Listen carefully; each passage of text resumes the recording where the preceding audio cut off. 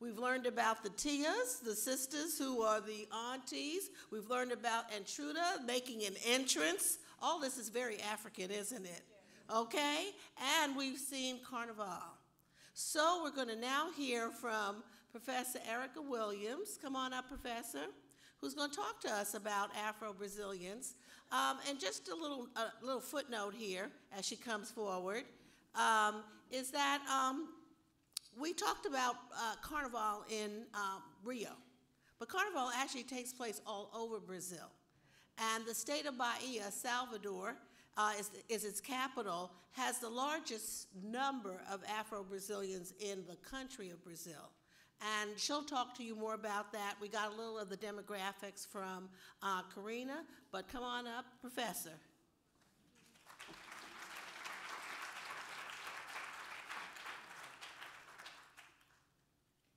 Okay, set my timer. So, that is a tough act to follow, but I'm going to try my best. So, I'll start off by just kind of giving an introduction. People often ask, how did I become interested in Brazil? I'm an anthropologist. I'm what's known as a Brazilianist, so I've done a lot of research and spent a lot of time in Brazil, and I speak fluent Portuguese, so people often wonder how did that happen, being that I'm, African American from North Carolina. So honestly, this is quite a full circle moment because really the inspiration for me to become a Brazilianist started with samba.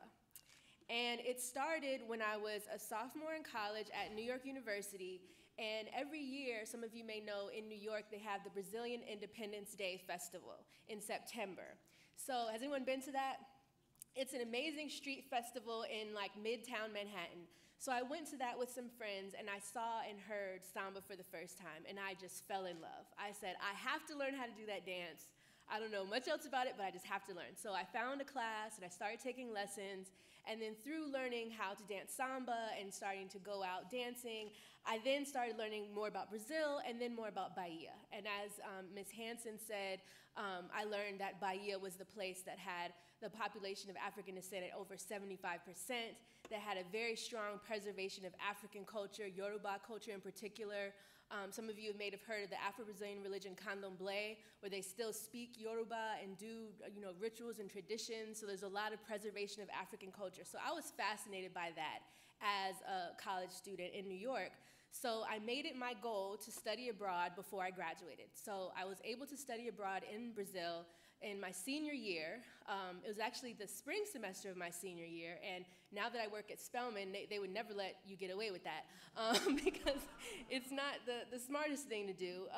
But I spent 5 weeks in Sao Paulo and 5 months in Bahia.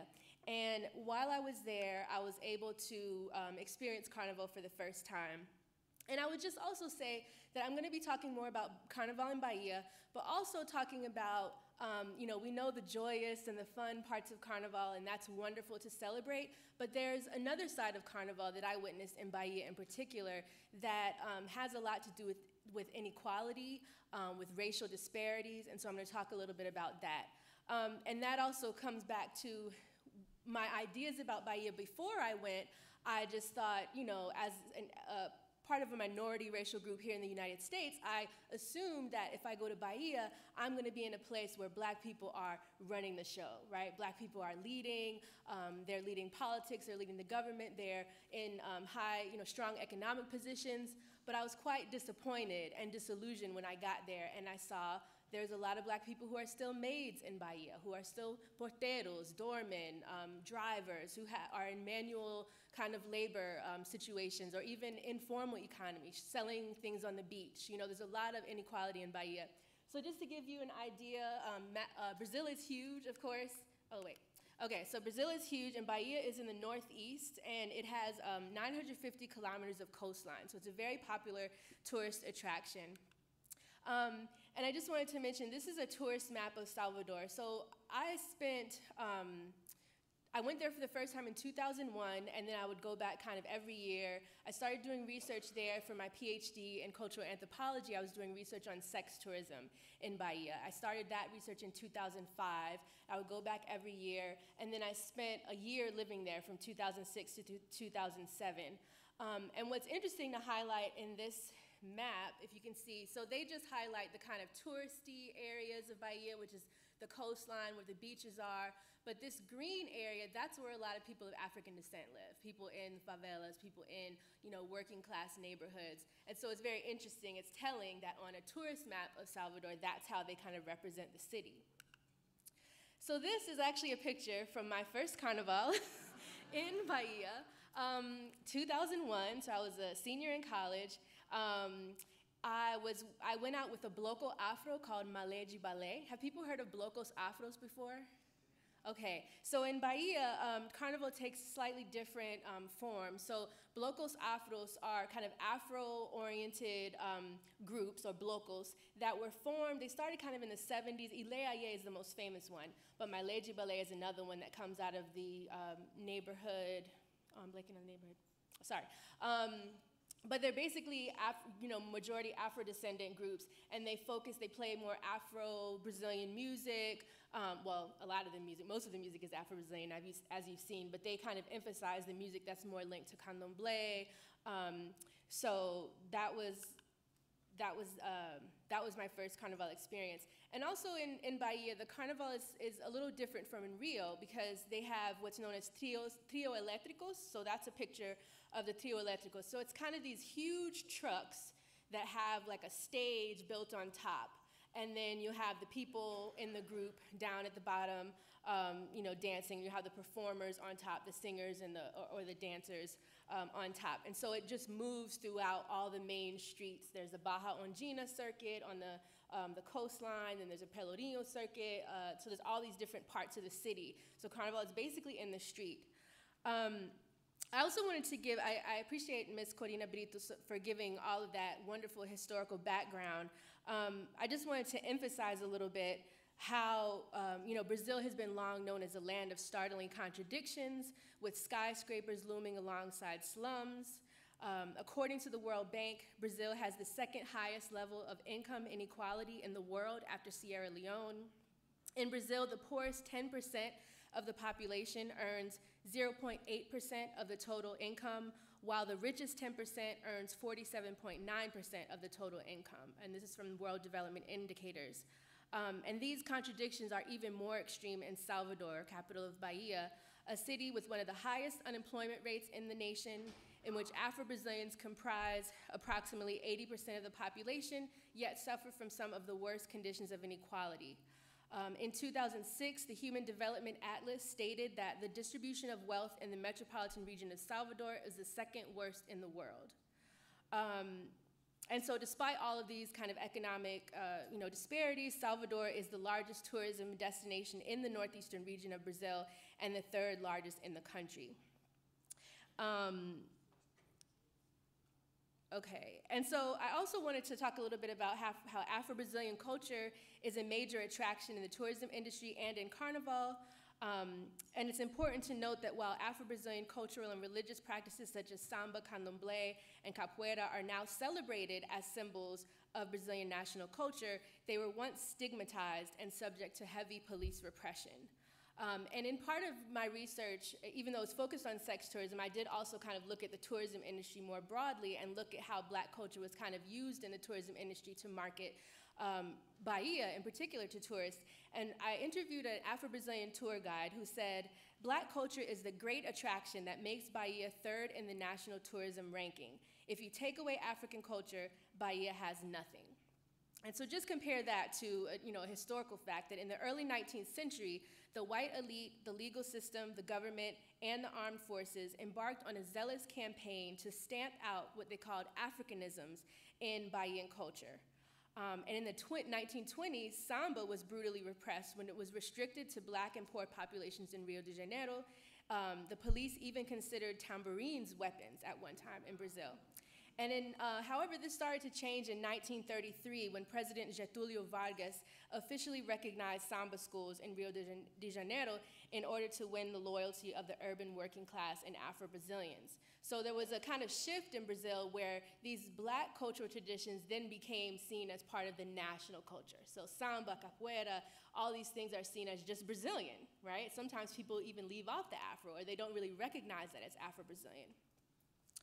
So this is, and then from the 1970s onward, the incorporation of Black culture occurred in the context of the state's reiteration of the myth of racial democracy and re-elaboration of the image of Brazil as a mixed-race nation.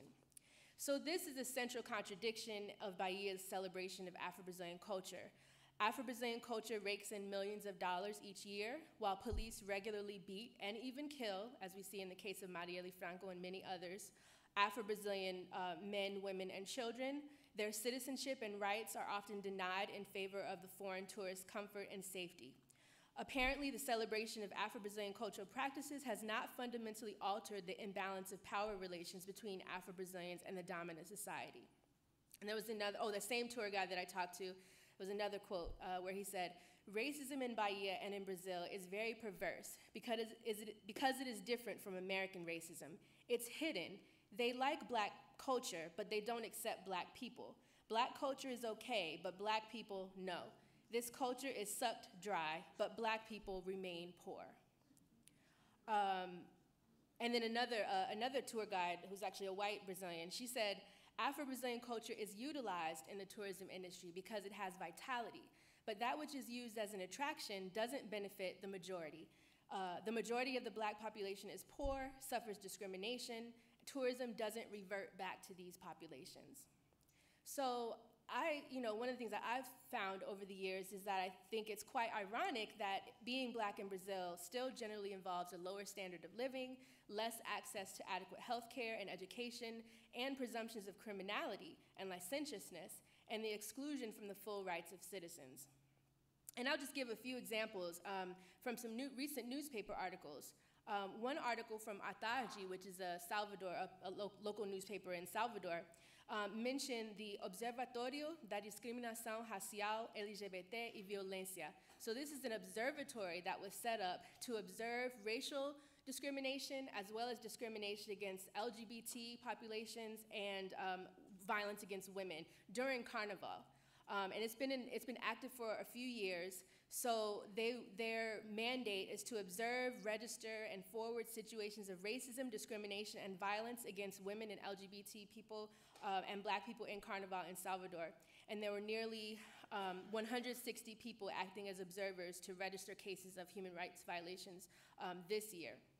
And then an article called Carnaval da Desigualdade, or Carnival of Inequality, by Fernanda Santos Santiago. And this was posted on the Geledes website, which is Geledes is a Black feminist organization based in Sao Paulo. So Fernanda Santiago says, and I translated from the Portuguese, "Who are the cord rope holders, the street vendors, the security guards, the cleaning crew? They are the Black people coming from peripheral neighborhoods of Salvador and from the countryside of the state." And she goes on to say, according to research developed by the Secretaria Municipal de Reparação, SEMUR, or the Municipal Secretary of Reparations, via the Observatório Racial that I mentioned before, we observed that the number of occurrences relative to racial LGBT and violence against women that were observed in the research grew from 3,016 in 2015 to 5,629 in 2016. Of these, 887 were racial and represented an increase of approximately 33.8% compared to 2015. And I'll just give, okay, so that's another picture of me participating in Carnaval in 2008 with a local Reduto do Samba, so it was dedicated to samba. I also wanted to mention that in Carnaval in Bahia, there's different forms of music that are performed besides samba. So there are certain blocos that are about samba, but then there's other forms of music like afoxé, axé, and pagode that are all they're all Afro-Brazilian forms of music. Axé and afoxé, those are Yoruba words. So those are more strongly kind of related to candomblé. This is just an example that I found in my research on how Black culture is kind of used and incorporated into marketing. These are actually, the first picture, the cartoon is from a guide from Bahia Tursa, which is the Bahia State Tourism Agency. It's kind of like a guide for the tourist. So this is how they represent the tourist, right? A white man with blue eyes and blonde hair, and he's wearing this Olodum hat. Olodum is another kind of music group, right, that you may have heard of from Bahia. So the hat has kind of built-in braids with beads, right? And then you see, this is a mannequin. I took this picture in one of the shops in Pelourinho where you can buy these Olodum shirts and the hats with locks, dreadlocks or braids kind of built in. This is a picture. I don't have many pictures from Carnaval because part of the thing is you don't really want to be carrying a camera around if you can avoid it. I mean, if you can help it. But this is one picture from Carnaval in 2008. This is Filhos de Ganji, so it's Afoxé, so it's a very strong Afro-Brazilian music form that's very much linked with candomblé. This is an all-male, mostly black men in this group. And the people in orange, those are people that are working Carnaval. So that's another thing you can see the inequality in Carnaval because basically if you pay to get an abada or the certain shirt or uniform to go with a certain group, right? You have to pay, sometimes it can be quite exorbitant prices. Like if you want to go with the really famous groups like Chiclete com Banana, Ivete Sangalo, you may pay in the thousands of reais to get this abada to be in that group marching behind the trio elétrico. If you are not paying to do that, you will be in what's called the pipoca or the popcorn. And that's basically outside the ropes. So you'll actually have people holding cords, holding these big ropes. Usually you see mostly black men, sometimes even older black men, holding these cords up. And it's very strenuous because it can be quite heavy. And they're basically guarding kind of who can get inside and outside. So it's all about access, who has the resources to have this abada to be inside. In the pipoca, people say it can be quite dangerous. I've been in the pipoca before, and I remember it was so crowded that I felt like there were 10 people touching me all around, right? It's so crowded, you're walking like this. And then at one point, there was a group of guys who started moving like this, so they made everybody else move because everyone was so close, and then they started picking pockets, right? And I felt the hand right here, and I looked back into the eyes of the person who was picking my pocket. But luckily, I didn't have anything back there because, my Brazilian friends told me not to put money there. But, and then also, it's quite common to see military police, walking in lines with batons, and they'll walk through the pipoca literally like this, kind of moving people out of their way. And if you happen to be in their way, you just need to get out of their way fast. It's almost like they don't respect people who are in the pipoca. Another thing, okay, I'm almost closing. Another thing I wanted to mention, the year that I was in Brazil, I was staying in a neighborhood called 2 de Julho, which is in this kind of center of the city, and it's very close to all the circuits of Carnaval. And I remember a week or two before Carnaval, the street that I lived on started getting very crowded with people who were basically camping out and living in the street. And I found this very curious. I'm like, what are all these people doing here? I asked locals, and they told me that these are mostly black migrants from the countryside, from the rural areas, who are coming to Salvador to make money, right? To sell sodas or, to be street vendors. And so they see Carnival as an opportunity to try to get some income. But basically, in order to do that, they are sleeping in the streets, right? And when you go in Carnival, you see young Afro-Brazilian children picking up cans from the ground to recycle them, to also earn some money. So there's a lot, it's like a huge display of inequality. And I just wanted to end by quoting a line from this rap group. This is a Bahian rap group called Simples Reportagem. And they had a song that I really liked called Meu Louvor pelas Manifestações, My Praise for the Manifestations. And I encountered this song a few years ago when, you may recall, there were a lot of, they were about to raise bus fares, and there were a lot of different protests on that. And it was before the World Cup, and they were spending all this money on stadiums and things for the World Cup, but not on schools and hospitals and things like that. So just an excerpt from this song. They say, and translated, it says, I would like to be a tourist here in my city, to be treated with a bit of dignity. I would like to be a tourist here in my country, to see if at least I would be able to be happy. The most popular carnival in the world, because it's made for the world and not for me. I am forgotten in the background. I'm not received with bonfim ribbons, police carrying gringos' luggage. They believe it is like that. For them, camarotes with the finest buffets, and our children selling peanuts. And just to explain some of the words I couldn't translate, camarote is basically kind of, they set up these, I don't know how to call it, they build these kind of stands where, again, if you pay a lot of money, you kind of can get this seating that's overlooking the street of Carnaval. So it's very elite, very kind of expensive to get access to that. So again, you have being inside the cords with your abada, being outside in the pipoca, or being in the camarote, which is the most elite. And so they're saying, you know, the gringos are in the camarotes with the finest buffets, and our children are selling peanuts on the street. So I will end there, and I welcome any questions. Thank you.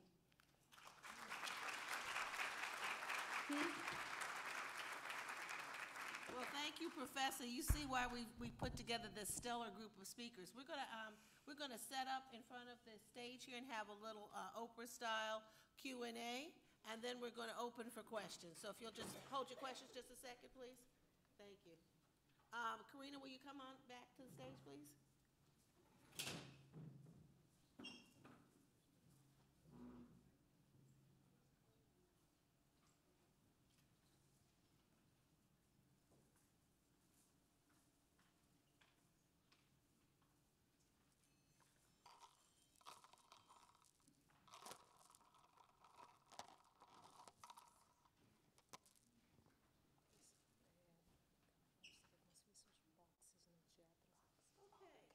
Do my Oprah thing. Can you all? But okay. Well, you've heard a lot about Carnaval and the situation facing Brazilians in the context of Carnaval and the rest of their lives. I must not be doing something right here. Can you hear me? We're gonna switch, and then we'll share. You heard that there are limited opportunities for Afro-Brazilians to share in Carnaval. One of our concerns here with the link is, am I not doing something? Okay, there you go. I'm not a performer. One of our concerns with the links is that there are avenues for upward mobility and success for Afro-Brazilians. One of those avenues, well, let's first talk about who the Afro-Brazilians are. When you travel to Brazil and you study it, there are many categories of people of African descent. Do you want to talk about that? Okay. Yes, so there's a lot of different color terms that people use, just like we have colorism here, right? In Brazil, they have different color terms, morena, sarará, mulata, negra, like all these different terms, and it really goes, you know, it's pretty extensive, but I feel like with the emergence of the Black movement, the Movimento Negro, especially in Bahia, there's been more of a people choosing to identify as Black, and they really do say that in Brazil. They say, you know, when I assumi como negro, when I assumed my Black identity, right? That it's actually a choice that people have to make. So I've seen more in Bahia, especially like people of all different colors, just like here, who would identify as Black because of the influence of the Black movement there. I don't know if you... Well, will you talk about what Pardo and Preto are? Oh, yeah. So I thought also these categories are based, and I actually had some visuals, not here, but I had in my computer at home. So the names is mulatto, cafuz, whatever, because there's a combination, what we call miscegenation, between either an indigenous person or a Black person, which could be a cafuzo, a mulatto is the branco and the Black people. So it has all those variations as well. So it's because of the miscegenation. So I just wanted to add that. And just to mention pardo y preto. So preto means Black, but again, with the Movimento Negro, some Black people in the movement are saying, well, preto should be used to refer to your shoe color or the color of an object, not a person. So it's kind of divided. Some people still use preto for a person, but some people kind of push that term away and say, no, we'll prefer to use negro. And then pardo literally just means brown. So you can see how that can be a catch-all, a kind of category that many people can fall into. So again, with Movimento Negro, they're really trying to make people aware of the politics of racial identity and like things like the census, and they've had campaigns from the 90s No deixa sua cor passar em branco. Don't let your color pass for white. So really trying to encourage people of African descent to check black on the census, for the same reasons we do here, right? And to not be, led astray by, not wanting to identify as black. Is it fair to say, though, that you cannot honestly compare racial identity in the United States to Brazil, and that the Afro-descendant movement is fairly new? Because, there are, for instance, we have affirmative action, or we've had affirmative action in the law. It has applied to educational opportunities. And I understand that there is a similar program to Atlanta's affirmative action in higher education in Brazil. There are some folks who are claiming classifications to avail themselves of these opportunities. And I think I read recently that the opposition to affirmative action is starting to ask for DNA testing. So, and just a little way of background, in the better Brazilian universities are the public universities.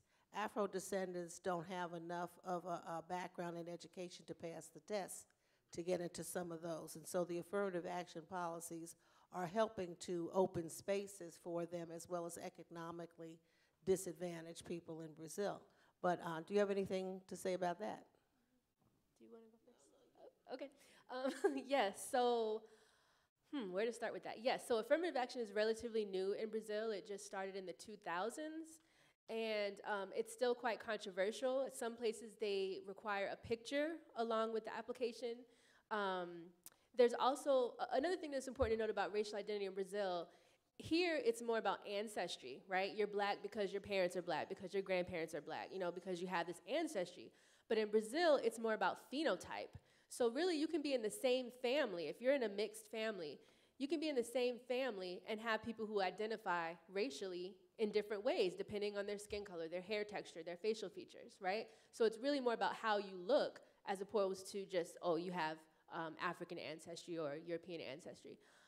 So the affirmative action thing is really quite new. And also, they have what's called cotistas. So it's like quota students, and they're actually like identified. Like here, I know sometimes they say people, especially in the news of this college admission scandal, right? That if you're black in higher education, people may assume you only got in because of affirmative action. It's kind of like to try to stigmatize you or something like that. But in Brazil, they're actually, cotistas, and they're in a group as cotistas. They have, programming around that. And it's also kind of like a way of being in solidarity, of being a support for each other. So they actually claim that, like, yes, we are cotistas. And we were, admitted through this way, and not as a negative, as a stigmatized thing. That's very helpful. Do you have anything to add to that? No. Okay. Okay. Well, I have a question. Is the government at all involved in Carnaval, other than the police, or in addition to the police or the police? We don't understand that. Yes, because at least before this current government, who just canceled the Minister of Culture in Brazil, we used to have a Minister of Culture, which should definitely support Carnival, because it's a big money-making industry. And although, as Dr. Williams said, I mean, the distribution of wealth is very unfair in Brazil. No difference than many other different places, but since we're talking about Brazil. So one of the things that always bothered me is that, yes, so Carnival comes from this whole origin of African descent people in Brazil. But when you go to Carnival schools, basically we call the diretoria, or the board and so forth, a lot of the directors and the presidents are usually from white families, So where all this money is going, like I just read it, I mean, 3-point-something billion reais, where all this money is going to, So it's pretty, but yes, that has been in, government involvement, yes.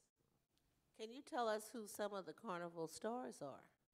Some of the Carnival stars? Yes, the people, the performers, the people who write the music. So this gentleman that I just mentioned to you, this year, I mean, I have lived outside Brazil for many, many years and follow a little bit Brazil because I don't have to do a presentation, I have to research more. But yeah, there's very famous people in the Carnaval. Cartola, which is one of my favorite composers of all time in Brazil, was one of the founders of Mangueira, you know, from that tradition of Mangueira Samba School. That is Lisete Carvalho, that is, you know, Clara Nunes, all famous people. This year in Mangueira, Alcione, who is a very famous African descent singer as well, who was representing Dandara, who apparently was a royal, African royalty, who was brought to Brazil as a slave. So, and she was sitting on a throne.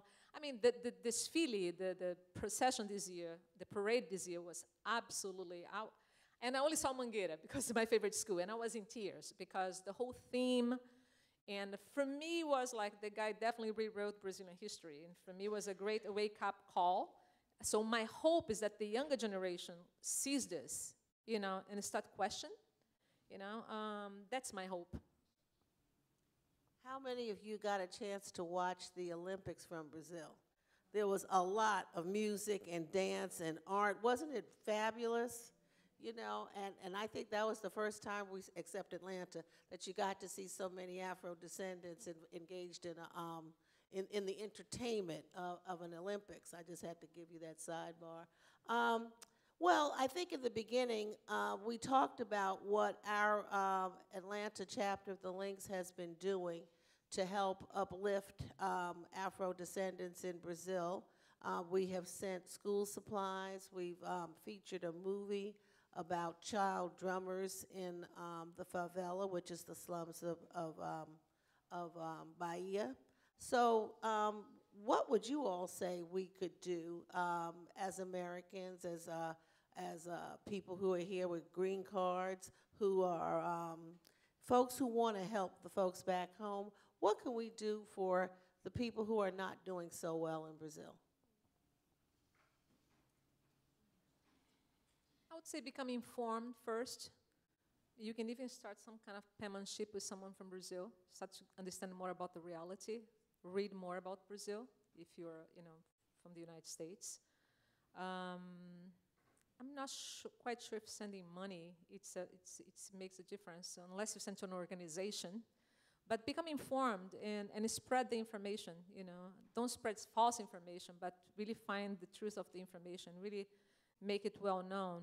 This, my hope is that will create pressure and the government there to change something, to make things better.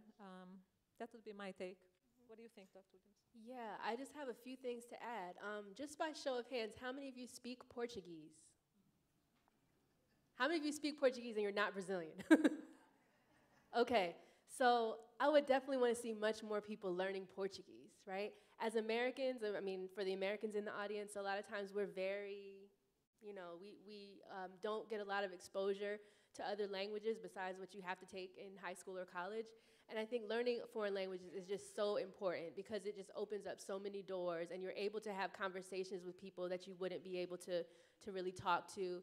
And when you go, you know, I've had experiences in Brazil where I've met, you know, Black movement activists who they can cite our scholars, they can cite bell hooks and quote Kimberly Crenshaw talking about intersectionality. They know our thinkers and our intellectuals, but we don't know theirs, right? And that's one of my kind of goals in my work, is really trying to kind of build bridges and, you know, even get some Black feminist, Afro-Brazilian feminist work translated into English and things like that. But I really think it's important to learn Portuguese, to learn Spanish, to learn other languages in general. Also, oh gosh, I've lost my train of thought, but I was gonna say, I had 4 things in mind. Okay, learn Portuguese. Yes. About learning Portuguese, I just want to let you know also that, because you might think, oh, if I learn Portuguese, it's only Brazil. No, Brazil is not the only country that speaks Portuguese, by the way. Portugal, Mozambique, and even in China, you have, East Timor? No, it's Timor, no. In China, Macau, and you have Goa in India. So there's quite a few places that you still can use your Portuguese if you learn it. Angola, Cape Verde, yes. Guinea-Bissau. Yeah, so there's several countries. Also, there's another organization I just wanted to mention in Bahia called the Instituto Cultural Steve Biko. the Steve Biko Cultural Institute. That's a wonderful organization. It was founded in 1994, I believe, by Black movement activists, and it was about, it was originally a vestibular program. So a vestibular is like the college entrance exam, basically like the SAT, right? And so as Ms. Hanson mentioned, if you're a poor Black student going to public schools, you don't have a lot of opportunities to study for the vestibular or to be prepared for it. And that's the test that you have to pass and do well on to get access to the elite public universities, which are free. So it's kind of backwards, right? If you have the rich kids, white kids who have the best education, who are taking these vestibular courses, then they pass the vestibular and do well, and then they end up at the elite public universities, which are free. But if you are not from that background, and if you make it to college, you may have to go to the private colleges, which you have to pay for. So I met a lot of Afro-Brazilian students who were literally working full-time, going to school, just working really hard to get through school because they didn't have those same opportunities. So Steve Biko Institute, they do the vestibular courses, and they also work with teens. They have a program called Ogun Tech, which works on science and math, getting Afro-Brazilian students interested in science and math, STEM, and using examples from African and Afro-Brazilian history to kind of interest them to create a connection for that. So that's another thing.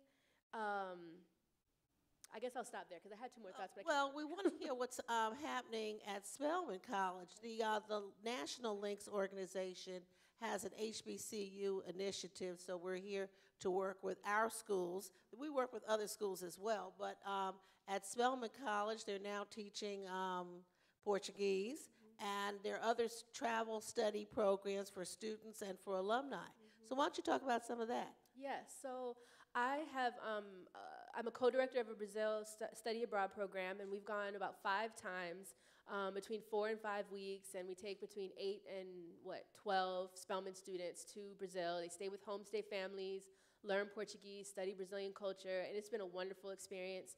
And they've had a wonderful time and make a lot of connections that they still maintain with their families and their Brazilian friends. So that's definitely something to get involved in. We're hosting an event. There's Paula Barreto is a Bahian sociologist who studies race and affirmative action and things like that. She's going to be speaking at Spelman, I believe, April 1st. But look on the website or contact me if you want more information about that. I can send that out. I can't remember the title we'll ever talk, but it's something in that area. And she's also a capoeirista. So she's a sociology professor and a capoeirista mestre, a capoeira teacher with Grupo Nzinga. Oh, you all know what capoeira is? Okay, capoeira, Afro-Brazilian martial art. Yeah, you got it. So the other thing, one more thing I would say about what to do to help. My kind of long-term goal, and something that I would really like to see, and I would want more people to do it, is I love going to Brazil. I love bringing students to Brazil. But sometimes it feels like a one-way thing, right? Where Afro-Brazilian students often do not have the same opportunities to come here, right? They don't. So I would love to see more Afro-Brazilians coming here, right? Coming to visit Atlanta, coming to go to Spelman and other institutions. There's a lot of challenges with that, though, because of access, because of lack of English training, because of money, obviously. So it's a lot harder to make that happen. But I think if you have enough people putting their heads together, it would be possible. But I definitely, and when I go to Brazil and I talk to Black people in Brazil, they often, they love when we come and make connections and everything, but there's a kind of underlying thing where they're like, wow, it's great that you could come here, but we want to go there too. We want to learn about the United States and about Black people in the US from being there, from being immersed in that culture as well. So I think we need to definitely open up more ways for it to be a kind of two-way street as opposed to a one-way street. I know Emory has a Brazilian studies program. Is anybody aware of that, or any other schools in the Atlanta area that might have a program? Because we really do want to help bring some students into Atlanta. I was down in Brazil in 2011 and visited the Stephen Biko Institute, and they had sent some students to Morehouse College. So we are really trying to get this exchange. Education is the key to upward mobility. We don't want the other keys of selling drugs, your body, and other types of vice. So we're really trying to encourage these exchanges. And if you hear of anything, please let the Atlanta Links No. So, Something there too. Georgia State also has something with Brazilian too. Dr. Cassandra White, and she has a program there as well. well, thank you. We'll look into that. Do you all have any